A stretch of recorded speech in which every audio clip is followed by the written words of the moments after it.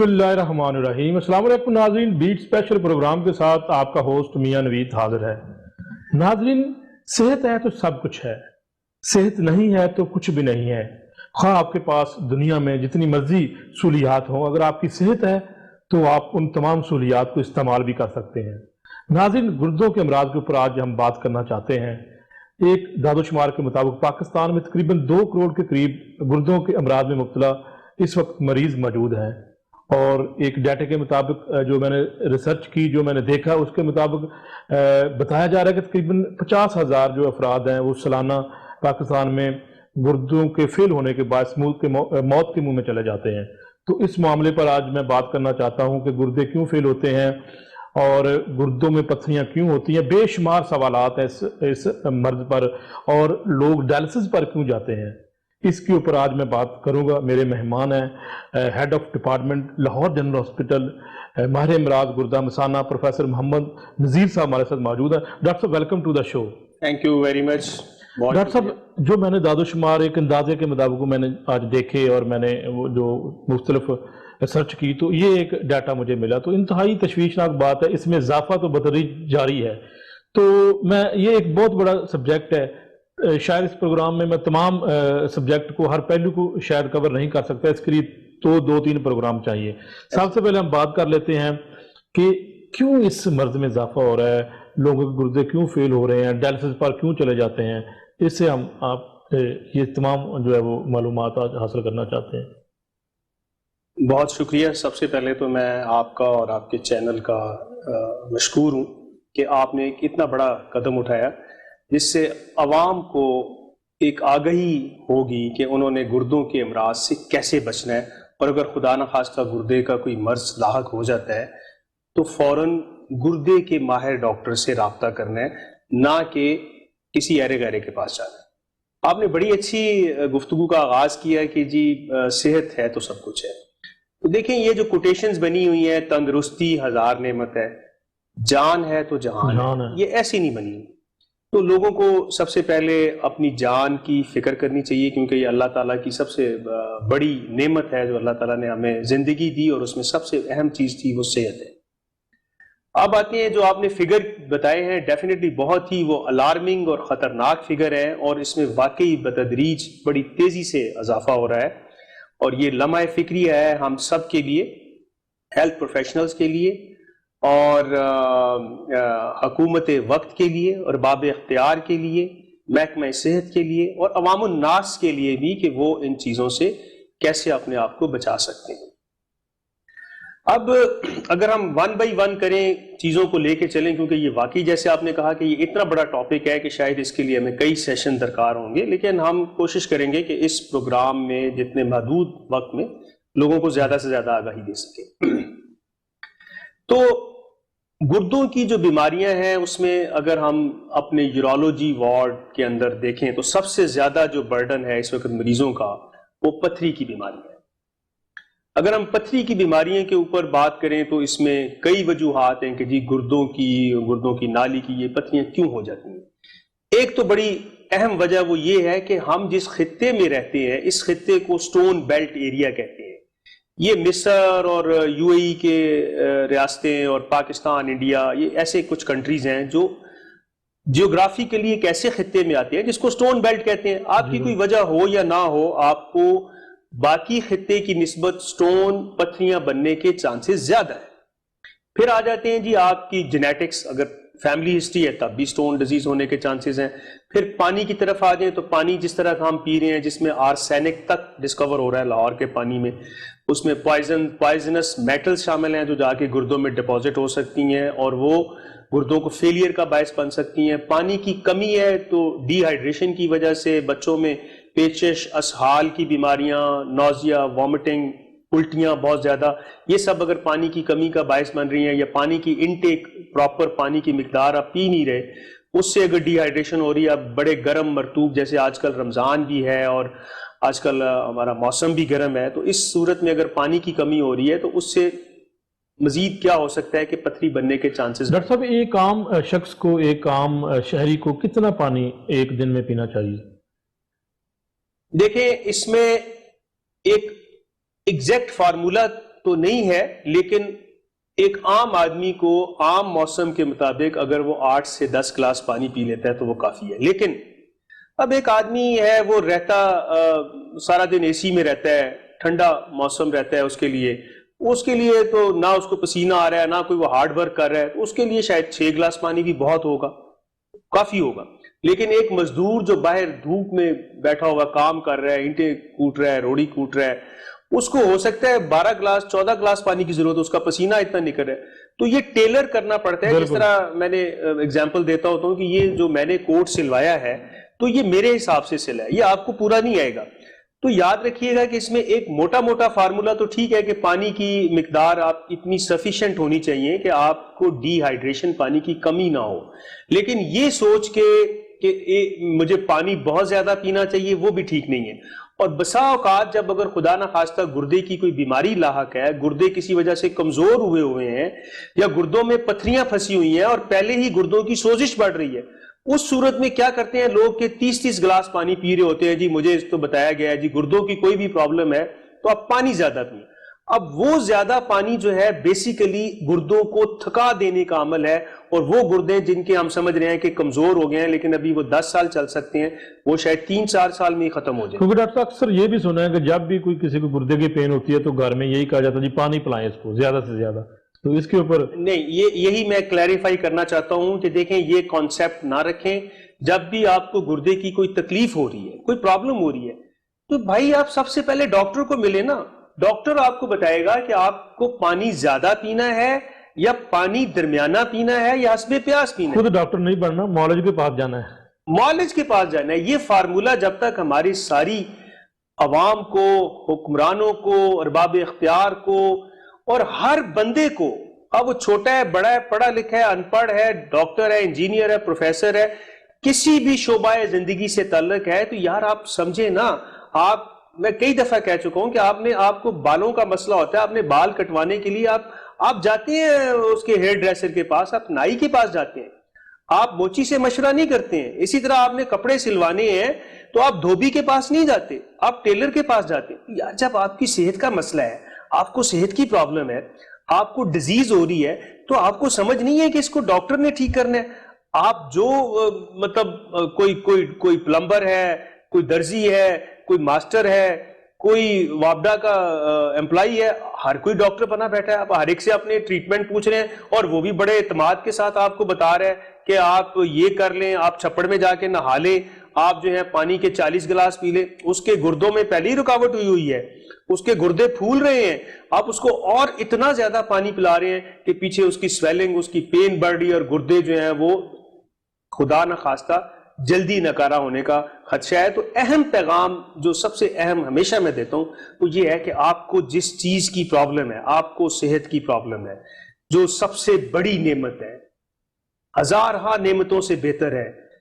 آپ کی ہیلتھ ہے تو آپ کی ہوپ ہے. بالکل. اور if you have the hope، آپ کے پاس سب کچھ ہے.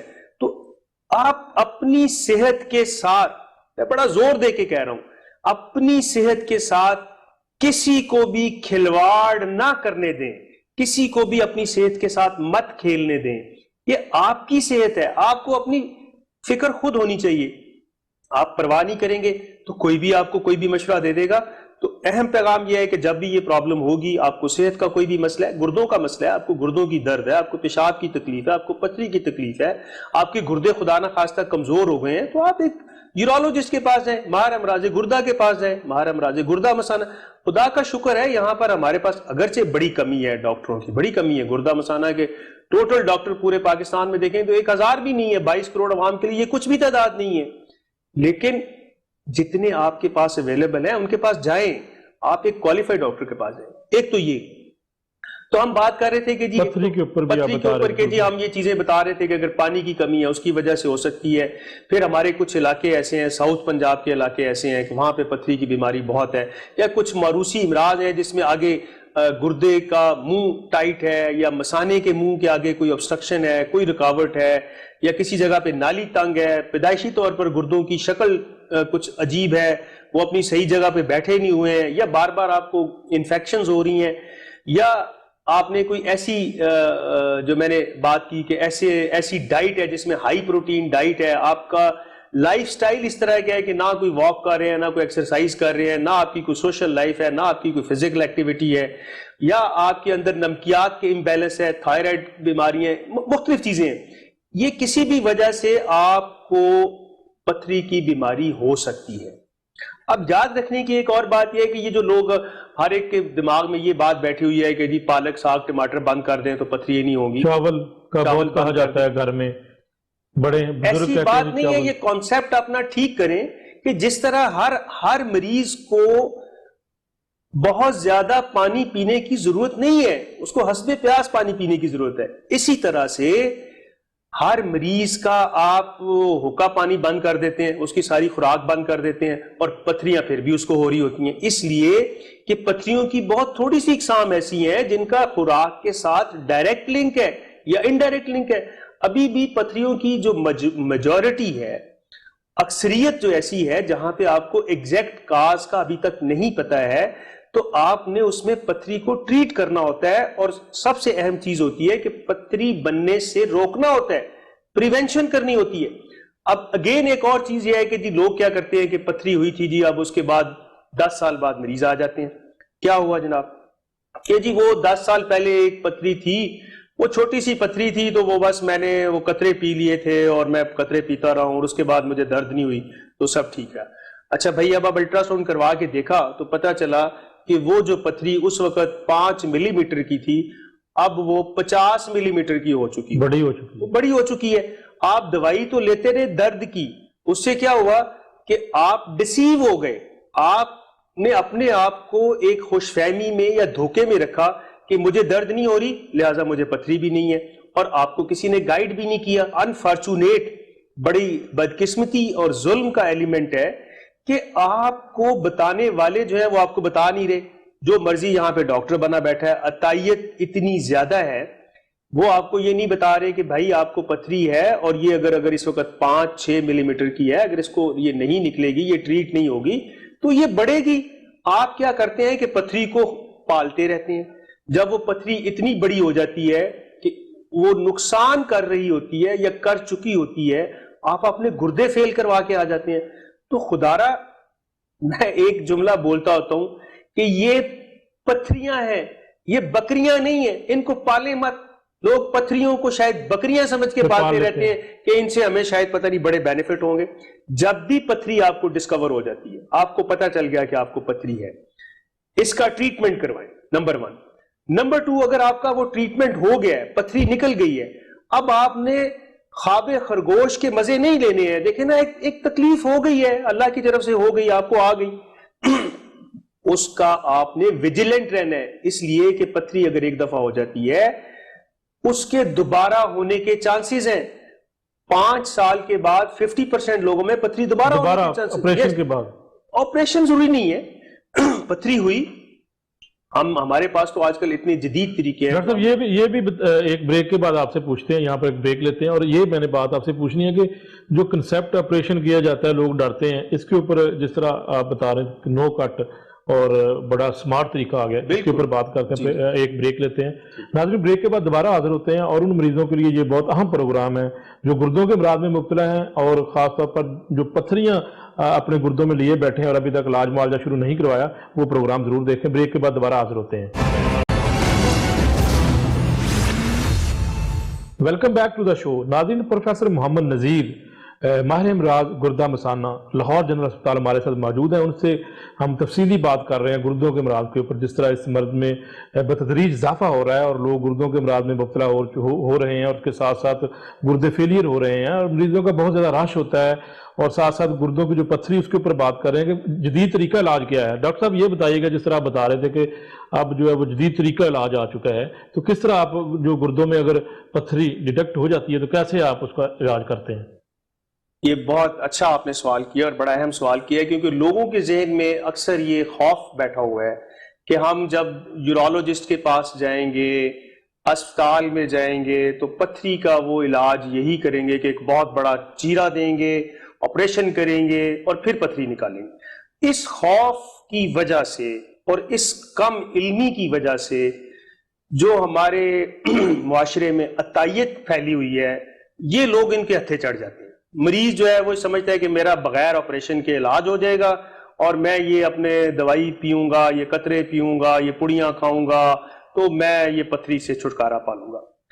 بدقسمتی سے یہ بڑی ظلم کی بات ہے اور اس پہ ہمارے جو ادارے ہیں ان کو بہت زیادہ سخت ایکشن لینے کی بھی ضرورت ہے کہ مریض تو چلے معصوم ہے یا اس کی کم علمی ہے, اس کی جو بھی کہہ لیں, اس کو پتہ نہیں ہے, تو لیکن جو بندہ ٹریٹ کر رہا ہے وہ عطائی ڈاکٹر, اس کو تو پتہ ہے نا کہ یہ پتھری بڑھ رہی ہے تو اس کو نکلوانا چاہیے اور اس کو کسی ڈاکٹر, مستند ڈاکٹر کے پاس بھیجنا چاہیے. تو جو ہم علاج کی بات کر رہے ہیں, میں سب کو یہ پیغام دینا چاہتا ہوں, پتھری کی زیادہ اقسام اس وقت ہمارے پاس ہمارے ملک میں, باوجود اس کے کہ لوگ بہت دیر سے آتے ہیں, اس کے باوجود پتھری کی بہت زیادہ اقسام, بڑی پرسنٹیج ایسی ہے جس میں کسی آپریشن کی ضرورت نہیں, کسی آپریشن کی کوئی ضرورت نہیں, کسی قسم کے آپریشن کی ضرورت نہیں ہے, کسی قسم کے کٹ کی ضرورت نہیں ہے, کسی قسم کے پروسیجر کی ضرورت نہیں ہے. وہ بغیر کسی بڑے آپریشن کے, بغیر کسی اس قسم کے انویسو جس میں ہم جسم میں داخل ہوتے ہیں اس پروسیجر کے, پتھریوں کی بڑی تعداد جو ہے وہ نکل جاتی ہے میڈیکل مینجمنٹ سے, دوائیوں سے, جس کو ہم کنزرویٹو ٹریٹمنٹ کہتے ہیں, یا ایک طریقہ ہے جس کو ہم عام زبان میں لوگ شعائیں کہتے ہیں. وہ شعائیں نہیں ہیں, وہ صوتی لہریں ہیں, ساؤنڈ ویوز ہیں جو بالکل سیف ہیں, لیتھوٹرپسی کی مدد سے. جنرل اسپتال میں روزانہ ہم بے شمار مریض جو ہیں وہ اپنے یہ روزانہ کی بنیاد پر مریض آ رہے ہیں, وہ ٹریٹ کرواتے ہیں, پتھری ٹوٹتی ہے, نکل جاتی ہے, ختم بات.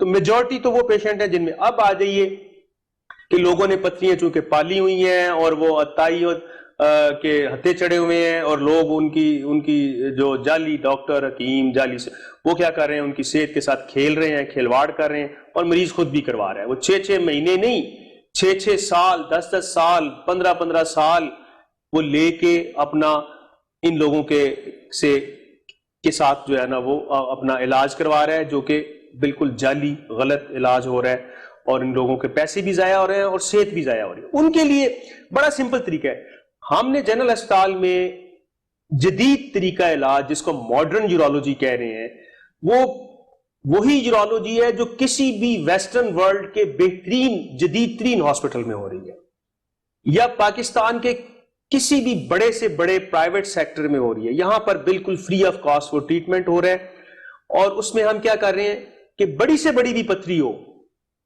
اس میں ہم نو کٹ, نو سٹچ, نو بلیڈنگ کے طریقے سے ہم پتھریاں نکال رہے ہیں. اینڈوسکوپک علاج ہے, ہم ایک چھوٹی سی آپ کہہ لیں کہ چھوٹی سی ایک ٹیوب ہے, اس ٹیوب کے ذریعے ہم قدرتی رستے سے انٹر ہو کے اس سٹون کو ریزہ کر کے نکال دیتے ہیں. مریض بالکل ود ان 24 آورز گھر جانے کے قابل. سر نو کٹ, نو سٹچ, نو بلڈ. یس, یہ پتھری کا علاج ہے. اب اس سے بھی کسی نے بہت بڑی پتھری پال لی ہے, سال سے پال رہا ہے, اور وہ اتنی بڑی ہو گئی ہے کہ اس کو ہم نے اگر کڈنی سے بھی نکالنا ہے. ڈاکٹر صاحب یہاں پر ایک واضح ہمیں کر دیں ہمارے ناظرین کے لیے, بڑی پتھری آپ اس کا سائز کیا آپ بتائیں گے؟ اچھا, بڑی پتھری ایسی ہے جس کو ہم کہتے ہیں سٹیگ ہارن سٹون, جس کا سائز آپ سمجھیں کہ 3 سینٹی میٹر 30 ملی میٹر سے بھی اوپر ہو گیا ہے, 40 ملی میٹر 50. ہم نے یہاں پہ 80 ملی میٹرز کی پتھریاں نکالی ہوئی ہیں. اب گردے کا ٹوٹل سائز اگر آپ دیکھیں تو وہ ایک ایوریج سائز جو ہے وہ کوئی 12 سینٹی میٹر کے قریب اس کا ہوتا ہے, 12x8, 12x9. اب اس کے اندر اگر پتھری ہی جو ہے وہ 9 سینٹی میٹر کی ہو گئی ہے تو پیچھے گردہ کیا بچا؟ اس پتھری نے گردے کا بیڑا غرق کر کے رکھ دیا ہے, اور ان پتھریوں کی وجہ سے لوگوں کے گردے فیل ہو جاتے ہیں اور وہ ڈائلسس پہ جا رہے ہیں یا ان کو کڈنی ٹرانسپلانٹ کی ضرورت پڑ رہی ہے. ڈاکٹر صاحب ایک یہاں پر یہ بھی بتا دیجئے گا کہ بعض دفعہ ایک الٹرا ساؤنڈ میں ایک پیشنٹ کے اندر جو ہے گردے میں پتھری واضح نظر آ جاتی ہے, لیکن اس پیشنٹ کو درد نہیں ہوتی اور وہ کہتا ہے چلو ایسے ٹائم گزار لیتے ہیں, پین نہیں ہوتی, اور کسی ڈاکٹر کے پاس وہ نہیں جاتا, نہ کسی تائی کے پاس جاتا, نہ کسی تائی کے پاس تو جانے کی ضرورت نہیں ہے, وہ تو اور زیادہ بیڑا کر دیا جائے گا, لیکن ایک معالج کے پاس جو ہے وہ جو ایک ماہر امراض ایک اسپیشلسٹ ڈاکٹر اگر اس کے پاس وہ نہیں جاتا اور ایسے ٹائم گزارتا تو اس کا کیا نقصان ہے؟ دیکھیں اس کا بڑا شدید نقصان ہے, یہ ایک بہت بڑا دیکھیں آپ کو پتھری پتہ چل گئی ہے, اب آپ کس چیز کا انتظار کر رہے ہیں؟ مطلب میں ایک چھوٹی سی مثال یہ دیتا ہوں کہ آپ کوئی رف پتھر پکڑیں اور اسے اپنے ہاتھ میں رکھ لیں, آپ اس کو کتنی دیر اپنے ہاتھ میں پکڑ کے رکھیں گے؟ آپ کو دل چاہے گا, الجھن ہوگی کہ یار میں اس سے جان چھڑاؤں, اور ایک پتھری وہ آپ کے کڈنی کے اندر پڑی ہوئی ہے. جیسے آپ دیکھیں نا, کڈنی کا اندر اس کے ساری چیزیں ایسی ہیں جیسے ہمارے منہ کے اندر کا حصہ ہے, فرض کر لیں, تو کیا ہم اپنے منہ میں پتھری رکھ سکیں گے زیادہ دیر؟ ہمیں پتہ چل گیا ہے کہ کڈنی کے اندر پتھری پڑی ہوئی ہے, اب ہم کس چیز کا انتظار کر رہے ہیں؟ گردے فیل ہونے کا. اور یہ جو آپ نے بڑی امپورٹنٹ بات کی ہے کہ لوگ یہ سمجھتے ہیں کہ جی مجھے درد نہیں ہو رہی تو میرا کوئی مسئلہ نہیں, یہ تو اور بھی خطرناک بات ہے. آپ کو جب پتہ چل گیا ہے درد نہ ہونا یہ کوئی وہ نشانی نہیں ہے, درد ہو یہ بھی ایک وارننگ سائن ہے. پھر یہ بھی ہوتا ہے کہ ایک دفعہ درد ہوئی دوبارہ نہیں ہوئی, پتھری کسی جگہ پہ پڑی رہی, سائلنٹلی پڑی رہی, وہ زیادہ نقصان دہ ہے. اور ایک سٹیج وہ آتی ہے کہ پتھری بڑھ کے اتنی بڑی ہو جاتی ہے کہ اس نے آپ کے گردے کو ختم ہی کر دیا ہے, ایک ڈیڈ سا ہو گیا گردہ. اب ایک ڈیڈ چیز میں کیا پین ہونی ہے؟ خدا نہ خواستہ ہماری انگلی, جیسے یہ شوگر کے مریض ہوتے ہیں تو ان کا پاؤں کا انگوٹھا یا وہ والا حصہ جو ہے نا وہ بالکل کسی وقت آپ کو پتا ہے وہ بلیک ہو جاتا ہے اور اس کے اوپر کوئی فیلنگ نہیں ہوتی, ان کو وہ ڈیڈ ہو جاتا ہے. اب وہ کہتے ہیں جی ہمیں تو کوئی درد نہیں ہو رہی, لیکن اس کی وجہ سے خدا نہ خواستہ یہ ہوتا ہے کہ ان کی پوری ٹانگ کاٹنی پڑتی ہے. اسی طرح سے اگر گردے میں درد نہیں ہو رہی تو یہ مطلب ہرگز نہیں ہے کہ آپ کو پرابلم نہیں ہے. آپ کو پرابلم ہے, آپ کو پتہ چل گیا ہے, اب آپ نے اس پتھری کو نکلوانا ہے, آپ کا گردہ, آپ نے گردہ بچانا ہے. کیونکہ گردہ نہیں بچائیں گے تو اس کا مطلب ہے آپ کے گردے فیل ہو گئے, گردے فیل ہو گئے اس کا مطلب آپ کو ڈائلسس کروانی ہے یا ٹرانسپلانٹ کروانا ہے. تو کیا آپ چاہتے ہیں, کوئی بندہ چاہے گا کہ اس کو ٹرانسپلانٹ کی طرف جانا پڑے یا ڈائلسس کی طرف جانا پڑے, یا وہ ڈیپینڈنٹ ہو جائے لوگوں کے اوپر, کسی اور دوسرے شخص کے اوپر؟ ہرگز نہیں. تو اپنی صحت کو بچائیں, آپ چلتے پھرتے اپنی زندگی گزاریں, اچھی زندگی گزاریں. زندگی تو آپ کی ٹھیک ہے نا, ہمارا ایمان ہے جتنی ہے وہ گزر جانی ہے, اور ایک موت کا ایک دن بھی معین ہے, لیکن زندگی کی کوالٹی میٹر کرتی ہے. آپ زندگی کیسے گزار رہے ہیں؟ آپ قسم پرسی کی ڈیپینڈنٹ ہو کے, بیماریوں کے ساتھ, موٹاپے کے ساتھ, شوگر کے ساتھ, بلڈ پریشر کے ساتھ, پتھریوں کے ساتھ. لیکن ڈاکٹر بہت سارے لوگ یہ بھی کہتے ہیں کہ اتنا مہنگا علاج معالجہ کون کروائے, کہ مہنگا علاج معالجہ ہوتا ہے اور اگر اسپتالوں میں آئے تو ٹائم نہیں ملتا. تو یہ بات درست ہے؟ ایک تو یہ ہے کہ میں ایک تو یہ اچھی نیوز ضرور پہنچانا چاہوں گا کہ جنرل ہسپتال میں او پی ڈی سے لے کر, جو کہ بالکل فری ہے, گردوں کی پیوند کاری تک, گردہ ٹرانسپلانٹ تک, اس میں سٹون ڈیزیز بھی شامل ہے, پروسٹیٹ ڈیزیز بھی شامل ہے. اور میں یہ ماڈرن یورولوجی کی بات کر رہا ہوں, یہ ماڈرن پروسیجرز ہیں جو کسی بھی بڑے سے بڑے پرائیویٹ ہاسپٹل میں, ویسٹرن کنٹریز میں, ڈیولپڈ کنٹریز میں ہو رہے ہیں, وہ ہم سب یہاں پہ الحمدللہ اللہ کے فضل و کرم سے جنرل ہسپتال میں کر رہے ہیں, عوام کے لیے ہو رہے ہیں یہ, اور یہ بالکل فری آف کاسٹ ہے. تو علاج معالجہ مہنگا نہیں ہے. دیکھیں ایک تو بات یہ ہے کہ اگر ہم اس کو پیسوں کی صورت میں بھی دیکھیں تو مہنگا کیسے ہو گیا؟ آپ کے پاس جو ایک پیشنٹ نے جب کڈنی ٹرانسپلانٹ کروانا ہے, ایک پیشنٹ نے جب کڈنی ٹرانسپلانٹ کروانا ہے تو وہ میرا خیال مہنگا علاج ہوتا ہے. دیکھیں اگر وہ پرائیویٹ سیکٹر میں جا رہا ہے یا کسی ایسے ہسپتال میں جا رہا ہے جہاں پہ واقعی لاکھوں روپے خرچ ہوتے ہیں, ملینز آف روپیز خرچ ہوتے ہیں ٹرانسپلانٹ کے اوپر, یہ بڑی عام سی بات ہے. پرائیویٹ سیکٹر میں اور ایسے ہسپتالوں میں, وہاں پہ یا آٹونومس باڈیز, وہاں پہ ملینز آف روپیز, لاکھوں روپے خرچ ہو رہے ہیں. لیکن ان کے لیے تو یہ ایک خوشخبری ہے نا کہ جنرل ہسپتال میں بالکل فری ہے, کڈنی ٹرانسپلانٹ بالکل فری ہو رہا ہے. اور جو میں پی سی این ایل کی جو بات کر رہا ہوں, جو میں آپ وہ بات بیچ میں رہ گئی تھی کہ سٹون اگر بہت بڑا بھی ہو گیا ہے تو اس کو بھی ہم نے اگر کڈنی سے بھی نکالنا ہے تو ہم ایک سوئی کی مدد سے کڈنی میں انٹر ہوتے ہیں, ایک باریک سوئی کی مدد سے کڈنی میں انٹر ہوتے ہیں, اور اسی جو سوئی نے جو سوراخ کیا ہے چھوٹا سا, اسی کو تھوڑا سا ڈائلیٹ کر کے, تھوڑا سا کھول کے, اس کے اندر ہم ایک ٹیوب ڈال کے وہاں سے بڑی پتھری کو ریزہ کر کے ہم باہر نکال دیتے ہیں. تو اب یہ علاج اگر ہم پرائیویٹ سیکٹر میں کرائیں گے تو ڈیفینیٹلی بہت مہنگا ہوگا. ہم نے یہاں پہ جو جنرل ہسپتال میں یہ طریقہ علاج متعارف کرایا ہے جس کو ہم سوپائن پی سی این ایل کہتے ہیں, پی سی این ایل, سوپائن پی سی این ایل. یہ اب اگر آپ دیکھیں تو پرائیویٹ سیکٹر میں ایک کراچی میں ایک جگہ پہ ہو رہا ہے, اور پنجاب میں ہم نے اس کو انٹروڈیوس کروایا ہے. لاہور میں ہم جنرل اسپتال میں یہ طریقہ کار ڈیلی جو ہمارے پاس مریض آتے ہیں سٹون کے, ان کو ہم آپریٹ کر رہے ہیں اس طریقے سے, اور پیشنٹ 24 گھنٹے میں الحمدللہ ٹھیک ٹھاک طریقے سے چلنے پھرنے کے ڈسچارج ہونے کے قابل ہوتا ہے, گھر چلا جاتا ہے. تو ایک تو یہ. اچھا دوسری طرف آ جائیں, جو آپ کہہ رہے ہیں جی مہنگا علاج. اب فرض کر لیں کہ ایک بندہ جو ہے اس کو پتھری ہو گئی ہے اور پتھری کا وہ علاج نہیں کروا رہا, اور وہ عطائیوں کے ہتھے چڑھا ہوا ہے, یا خود ہی اپنے ہی کوئی طریقے وہ اپنا رہا ہے, سوچ رہا ہے کہ جی یہ میری پتھری ٹھیک ہو جائے گی, اور اس نے 2-3 سال اس میں ضائع کر دیے, اور اس کے بعد وہ اس کا گردہ فیل ہو گیا. اب پتھری کو نکلوانے میں اس کی کیا چیز مہنگی تھی؟ آپ نے جانا ہی تھا نا کسی سرکاری اسپتال میں, جنرل اسپتال میں آپ آ جاتے, ہو سکتا ہے آپ کو پہلی دفعہ ٹائم نہ ملتا, کچھ دنوں بعد ٹائم مل جاتا آپ کے. ظاہر ہے یہاں پہ چونکہ فری علاج ہے اور رش بہت زیادہ ہے, پاکستان کی آبادی بہت زیادہ ہے, ہمیں اس طرح کے کئی اسپتال چاہیے, ہمیں اس طرح کے کئی سینٹر چاہیے, اور اس میں ارباب اختیار سے میں درخواست کروں گا کہ وہ جو صحت کے اوپر توجہ دیں. صحت مند قوم ہوگی پھر ہی ساری چیزیں صحت مند ہوں گی. یہ جو ہم بات کرتے ہیں نا جی اکانومی ہم نے صحت مند کرنی ہے, ضرور کرنی ہے, لیکن اگر بندہ ہی صحت مند نہیں ہوگا تو وہ خود صحت مند نہیں ہے, تو کسی اور چیز کو کیسے صحت مند کر سکتا ہے؟ وہ اکانومی کو کیسے صحت مند کر سکتا ہے؟ وہ بجلی کو کیسے صحت مند کر سکتا ہے؟ وہ سپورٹس کو کیسے؟ تو صحت سب سے امپورٹنٹ چیز ہے. جان ہے تو جہان ہے, تندرستی ہزار نعمت ہے. تو سب سے پہلے ہم نے اپنے آپ کو صحت مند کرنا ہے. تو اب بات یہ آ رہی کہ مہنگا. اب وہ اس نے سٹون کو پالا یا انفیکشن ہوئی, اس کا علاج نہیں کروایا, پیسے بھی فرض کر لیں خرچ کرنے پڑتے, اس نے نہیں کیے. الٹیمیٹلی کیا ہوا کہ اس کا خدا نخواستہ گردہ فیل ہو گیا. اب مجھے بتائیں کہ اب وہ اس چیز کی کیا قیمت پے کر رہا ہے, جو قیمت اس کو اب پے کرنا پڑے گی. خدا نخواستہ اللہ نہ کرے اس کی جان کو خطرہ ہے, اس کی زندگی کی کوالٹی جو ہے وہ کمپرومائز ہو گئی ہے, وہ دوسروں پہ ڈیپینڈنٹ ہو گیا ہے, انحصار کر رہا ہے, کوئی اس کو اٹھائے, کوئی لے کے جائے, کوئی اس کے منہ میں کھانا کھلائے. اب وہ کتنے لوگوں کے اوپر وہ ڈیپینڈنٹ ہو گیا, اور کتنے لوگوں کی لائف. اور اگر وہ فرد واحد ہے جیسا کہ ہوتا ہے ہمارے معاشرے میں, کمانے والا ایک ہے, کھانے والے اتنے زیادہ ہیں, تو وہ تو اس کو تو پھر بہت زیادہ قیمت.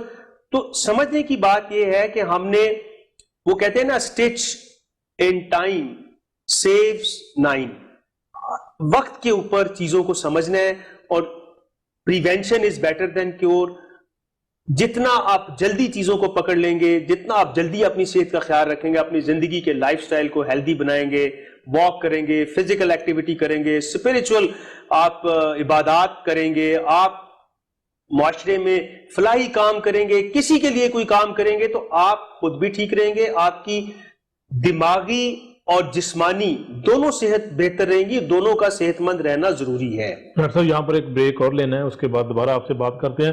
ناظرین, جس طرح ڈاکٹر نذیر صاحب ہمارے ساتھ موجود ہیں اور ماہر امراض گردہ مثانہ, انہوں نے کہا کہ جی جو پرہیز ہے وہ علاج سے بہتر ہے. تو بہت زیادہ ہم ڈیلے کرتے ہیں, ڈیلے نہیں کرنا اور فوری طور پر معالج کے پاس آنا ہے. تو بریک لیتے ہیں, اور بریک کے بعد دوبارہ جو ہے وہ خاص طور پر کڈنی ٹرانسپلانٹ کے اوپر میں بات کرنا چاہتا ہوں کہ لاہور جنرل اسپتال میں جو انہوں نے یہاں پر کڈنی ٹرانسپلانٹ شروع کیا ہے, یہ کتنا کامیاب طریقہ ہے, کیونکہ اس سے پہلے جو ہے وہ کچھ اداروں میں یہ کڈنی ٹرانسپلانٹ شروع ہوا تھا تو کچھ وہاں پر مسائل تھے, لیکن جنرل اسپتال میں ایک ایسا سسٹم ہے. بریک کے بعد دوبارہ بات کرتے ہیں.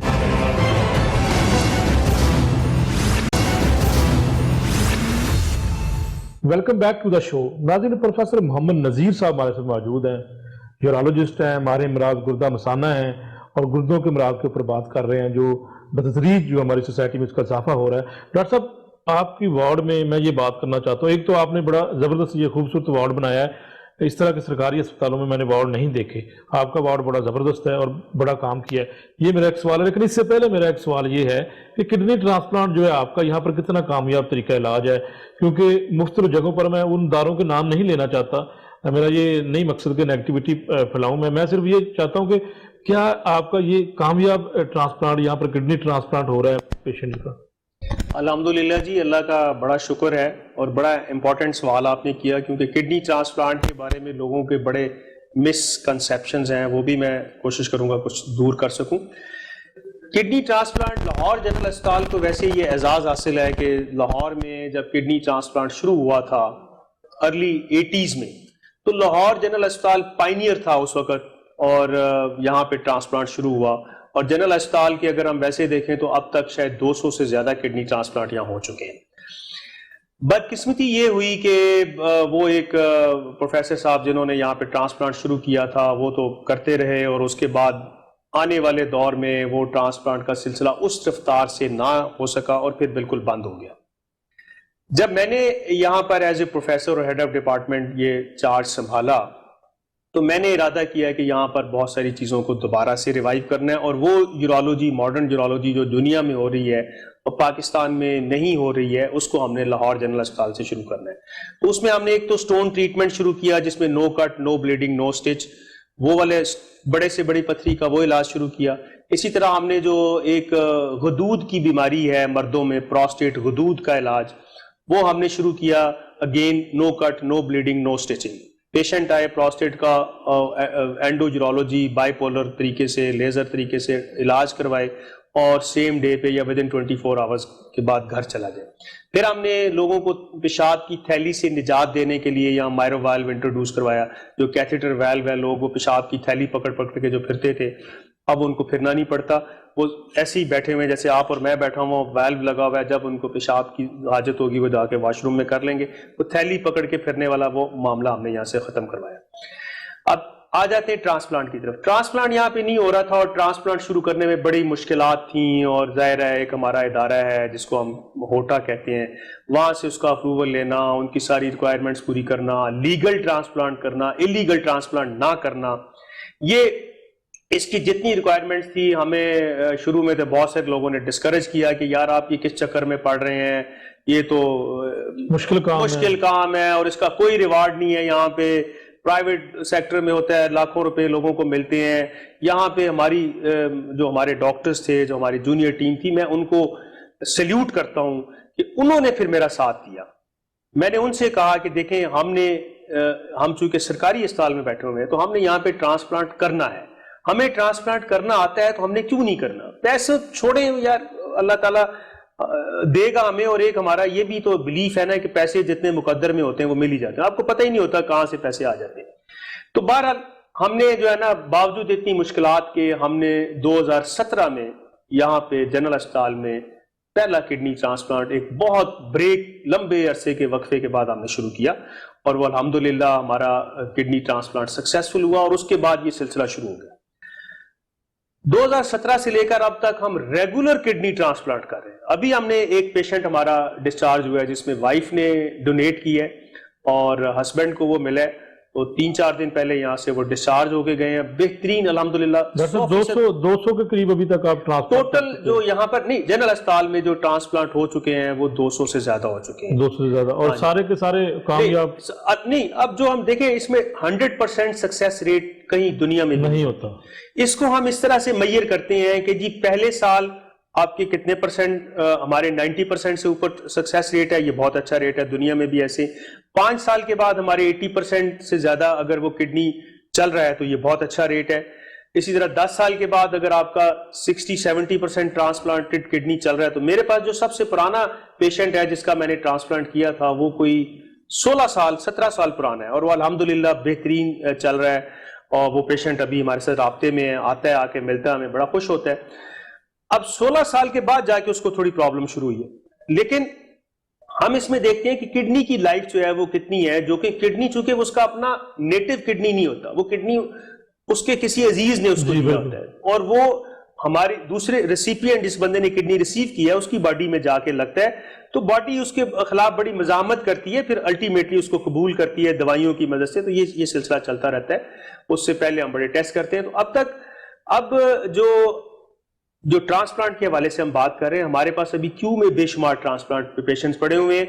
2 ٹرانسپلانٹ ہم انشاءاللہ میں عید کے بعد کریں گے, اور اسی طرح وہ ریلیٹڈ ٹرانسپلانٹ ہے. یاد رکھیے گا کہ ریلیٹڈ ٹرانسپلانٹ کی سکسیس زیادہ ہے. تو ٹرانسپلانٹ کے عمل میں ایک میسج یہ ہے, 2 میسج ہے. ایک تو یہ ہے کہ اگر خدا نہ خواستہ کسی بھی وجہ سے شوگر ہو سکتی ہے, بلڈ پریشر ہو سکتا ہے, پتھری کی بیماری ہو سکتی ہے, یا کوئی اور وجہ ہے جس کی وجہ سے گردے فیل ہو گئے ہیں.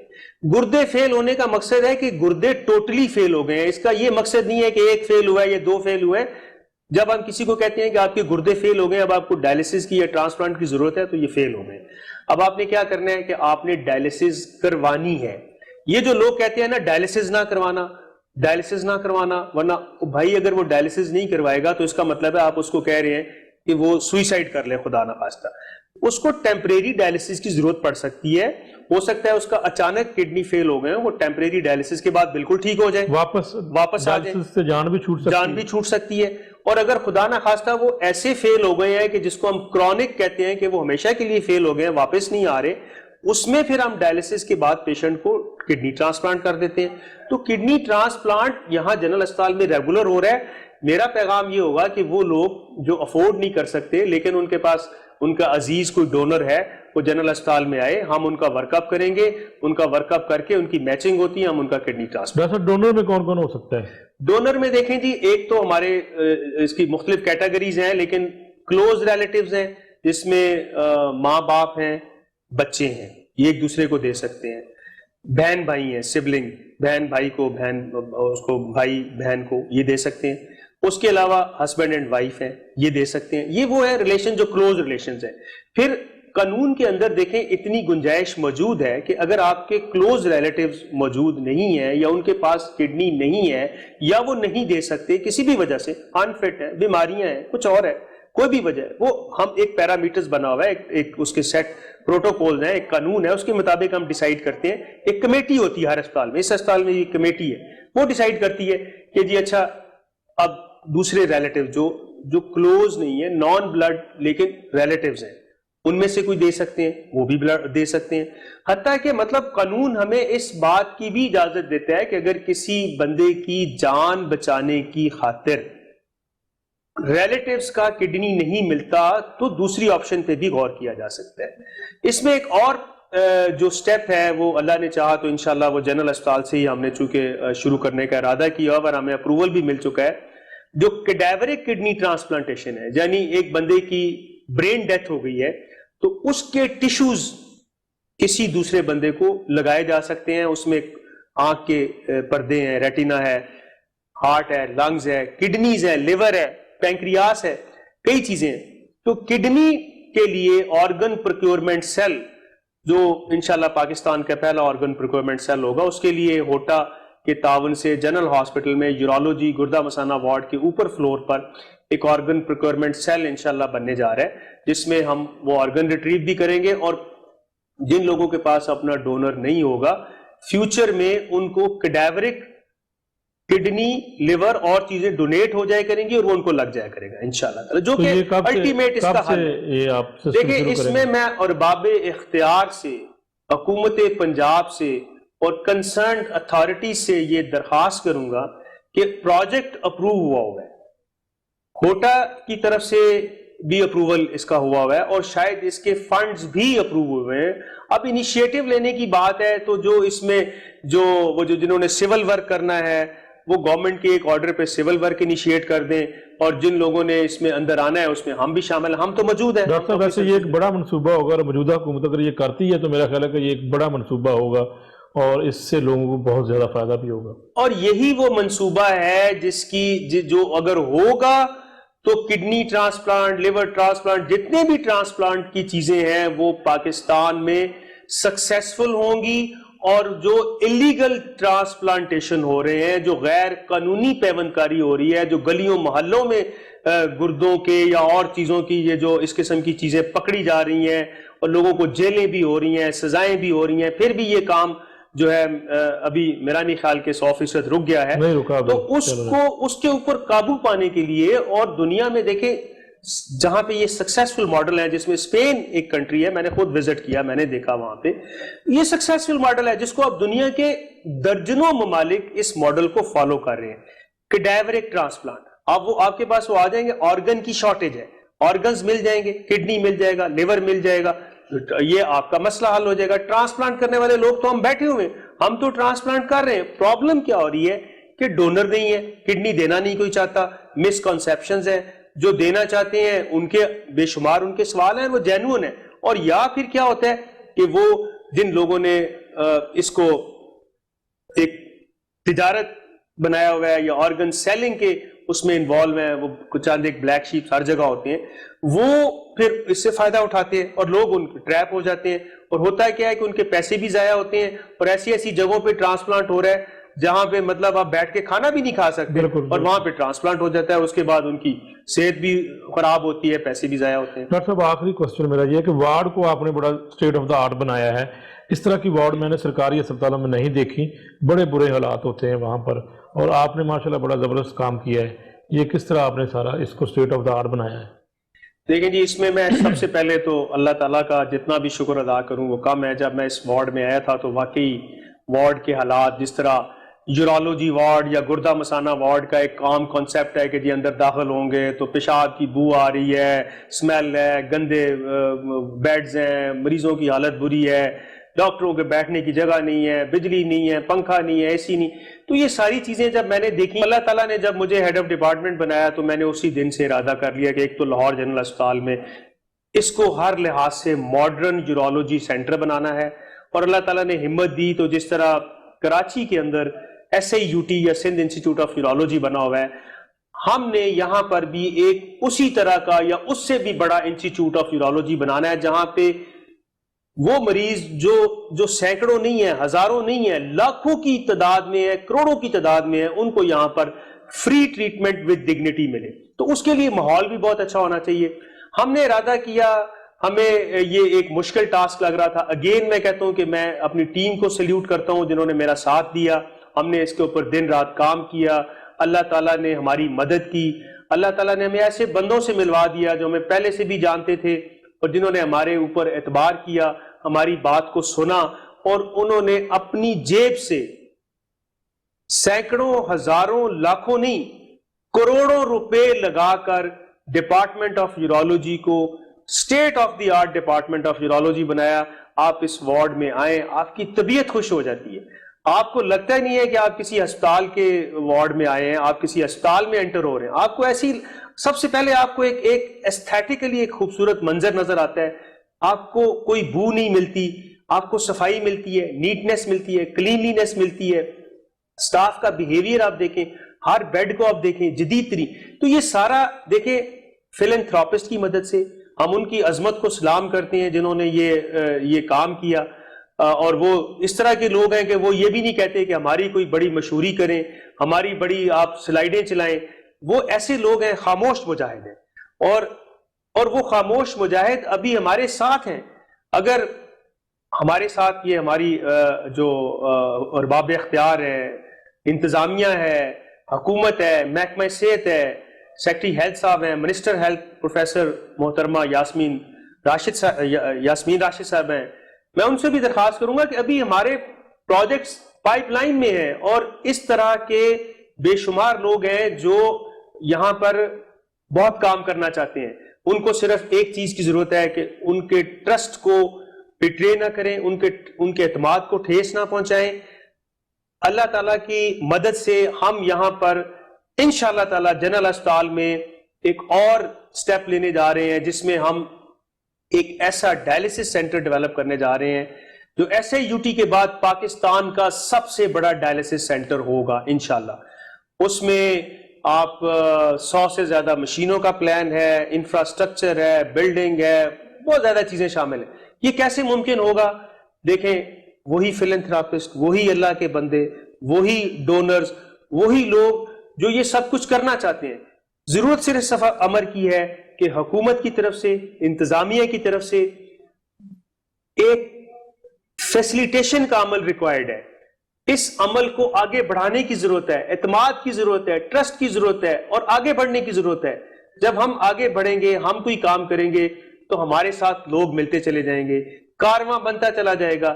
ایسے یو ٹی کو ایک دن میں نہیں بنا، شوکت خانم کو ایک دن میں نہیں بنا، تو آپ کو آگے بڑھنا ہے۔ تو یہ ڈپارٹمنٹ بھی جو ہے نا، جیسے آپ بات کر رہے ہیں، بالکل اسی طریقے سے ہم نے ارادہ کیا تھا 2016 میں جب میں یہاں آیا تھا، ہم نے ہمت کی، اور 2017 میں اللہ تعالیٰ نے ہمیں وہ فرشتے ملوا دیے۔ میں تو انہیں فرشتے ہی کہوں گا، وہ فرشتہ صرف انسان جنہوں نے یہ ارادہ کیا، اور ہمارے ساتھ مل کے ہم نے دن رات اس کے اوپر کام کیا۔ ہمیں اس رستے میں بڑی رکاوٹیں آئیں، اس میں بڑے مسائل تھے، بڑی چیزیں تھیں، لیکن میں سلیوٹ کرتا ہوں ہمارے اس وقت کے جو پرنسپل صاحب تھے ان کو، ان کی انتظامیہ کو، اور اس کے بعد ہماری ٹیم کو کہ جنہوں نے سب نے مل کے ان تمام رکاوٹوں کو رستے میں حائل نہیں ہونے دیا. اور اس وقت ڈپارٹمنٹ آف یورولوجی جنرل اسپتال ایک state of the art department ہے. میں سب کو دعوت دیتا ہوں کہ وہ آئیں اور اس ڈپارٹمنٹ کو دیکھیں اور اپنے خیالات کا اظہار کریں. اور پھر اگر آپ کو لگے کہ یہ کوئی کار خیر ہے تو ہسپتال کے اندر بڑی ساری باڈیز موجود ہیں جس میں انجمن بہبود مریضاں ہے، بورڈ آف مینجمنٹ ہے، ہسپتال انتظامیہ ہے. ان کے ساتھ آپ مل کے اپنی اس خواہش کا اظہار کریں کہ آپ بھی کسی کار خیر میں حصہ لے سکتے ہیں. آئیں اور مل کے اپنے ملک کو، اپنے وطن کو، اپنے ہسپتال کو، اپنے گھر کو سنواریں، نکھاریں اور دکھائیں کہ ہم بھی کچھ کر سکتے ہیں. اور جب ہمارا ارادہ ہوتا ہے تو میرا خیال ہے کہ اللہ تعالیٰ اس میں سے کوئی نہ کوئی رستہ نکال دیتا ہے. اور میرا ارادہ ہے، میری ٹیم میرے ساتھ ہے، اللہ سب سے بڑی بات ہے، اللہ میرے ساتھ ہے. ہم نے ارادہ کیا، ہم نے ہمت کی، اللہ نے ہماری مدد کی اور یہ department state of the art department بن گیا. مریض آتے ہیں، کمفرٹیبل ماحول میں ہیں، اور اس کے بعد ان کو ماڈرن یورولوجی پرووائڈ کی جا رہی ہے، اور ہم ٹرانسپلانٹ بھی کر، سب کچھ ہو رہا ہے. سب کچھ کیوں ہو رہا ہے؟ کہتے ہیں ہمت مرداں مدد خدا، where there is a will there is a way. Doctor صاحب بہت شکریہ. ناظرین، پروفیسر محمد نذیر صاحب نے ایک ایگزامپل سیٹ کی ہے. اگر اس کو وارڈ کو دیکھا جائے تو واقعی اسٹیٹ آف دا آرٹ ہے، اور جو اچھا کام ہوتا ہے اس کی تعریف بھی کرنی چاہیے. میں نے یہ وارڈ دیکھا ہے اور بڑا زبردست وارڈ ہے. باقی اسپتالوں کا بھی وزٹ کیا، میں نے بہت دفعہ وزٹ کیا، دیکھا، لیکن یہ اسٹیٹ آف دا آرٹ جو ہے وہ واقعی اس وارڈ کو بنایا گیا. اور اگر یہ کر سکتے ہیں، پروفیسر نذیر صاحب کر سکتے ہیں ان 2 سالوں میں، تو کیا باقی پروفیسرز حضرات جو ہیں وہ ہمارے، وہ کیوں نہیں کر سکتے؟ وہ بھی اپنے جو وارڈ ہے، متعلقہ وارڈ، ان کو state of the art ward بنا سکتے ہیں لوگوں کی مدد سے. اور یہی بات ہے کہ ہمیں کسی اسپتال کو پرائیویٹ کرنے کی بھی ضرورت نہیں ہوتی. اور یہ ایگزامپل ہے اور ان کی ایگزامپل لی جا سکتی ہے. یہاں پر واقعی اسٹیٹ آف دا آرٹ جو ہے وہ ایک وارڈ کو بنایا گیا. یہاں پر بہت اچھا سسٹم ہے، صفائی ستھرائی کا نظام بہت اچھا ہے. یہاں پر مریضوں کو بہت اچھے طریقے سے یہاں پر ان کو ڈیل کیا جاتا ہے، کوئی ایسا کوئی واقعہ پیش نہیں آتا. تو ناظرین، یہ ایک ایگزامپل ہے. اور جس طرح پروفیسر نذیر صاحب نے بتایا کہ گردوں کے امراض میں مبتلا جو لوگ ہوتے ہیں ان کو ڈیلے نہیں کرنا چاہیے، خدارہ فوری طور پر اپنے معالج سے رابطہ کریں اور رجوع کریں. جنرل اسپتال رجوع کر رہے ہیں. یہاں پر بھی جو ہے انہوں نے جدید علاج کے حوالے سے ہمیں بتایا کہ کس طرح جدید علاج کیا جاتا ہے. اور ابھی تو بڑے آپریشن کی ضرورت بھی نہیں ہوتی، صرف ایک کٹ وہ کہتے ہیں جی لگتا ہے تو اس کے بعد کوئی بلڈ نہیں ہے اور 24 گھنٹوں میں پیشنٹ کو ریلیز کر دی جاتا ہے. یہاں پر نہ صرف ڈائلسس کے حوالے سے انہوں نے کہا کہ ایک بڑا یونٹ جہاں پر کھولا جائے گا، ساتھ ساتھ جو ہے وہ ٹرانسپلانٹ جو کڈنی ہو رہا ہے وہ بھی یہاں پر انہوں نے کہا کہ 200 سے زائد جو ہے وہ کر چکے ہیں، اور 90% جو ہے وہ شرح ریٹ کامیابی کے ساتھ یہ جا رہا ہے کام. تو یہ ایک ایگزامپل ہے. اس کو باقی اسپتالوں کے پروفیسر حضرات بھی لیں اور اس کام کو بہتر کریں، اور اس طرح مل جل کر ہم اس سسٹم کو ٹھیک کر سکتے ہیں. صحت ہے تو سب کچھ ہے. ناظرین، مجھے اجازت دیجیے گا، کسی دوسرے پروگرام میں حاضر ہوں گا دوسرے موضوع کے ساتھ. تب تک کے لیے اللہ حافظ.